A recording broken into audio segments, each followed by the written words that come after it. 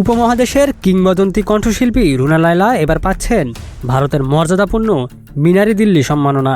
দীর্ঘ ৬ দশকের বর্ণাঢ্য সঙ্গীত ক্যারিয়ারের স্বীকৃতিস্বরূপ তাকে এই বিশেষ সম্মানে ভূষিত করা হচ্ছে। আগামী ৪ মে সোমবার শুরু হতে যাচ্ছে ১৫তম দিল্লি আন্তর্জাতিক চলচ্চিত্র উৎসব, যা চলবে ৮ মে পর্যন্ত। উৎসবের এবারের আয়োজন বসছে নয়াদিল্লির Indira Gandhi national centre for the arts এবং ডক্টর আম্বেদকর আন্তর্জাতিক কেন্দ্রে। সেখানে আনুষ্ঠানিকভাবে রুনা লায়লার হাতে এই সম্মাননা তুলে দেওয়া হবে। উৎসবের প্রতিষ্ঠাতা ও সভাপতি রামকিশোর পর্চা এক চিঠিতে রুনা লায়লাকে বলেন, তার সুমধুর কণ্ঠ ও সঙ্গীত যাত্রা দুই দেশের মানুষের হৃদয়ে গভীর সেতুবন্ধন তৈরি করেছে।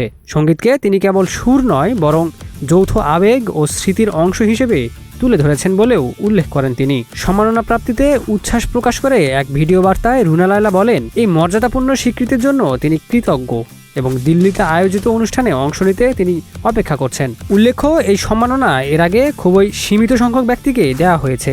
২০১২ সালে অভিনেত্রী জোহরা সেহগাল, ২০১৫ সালে শ্রীলঙ্কার সাবেক রাষ্ট্রপতি মৈত্রীপালা সিরিসেনা এবং ২০১৬ সালে রুশ অভিনেত্রী সেনিয়া রেবেক্কানাকে এই বিশেষ সম্মানে ভূষিত করা হয়।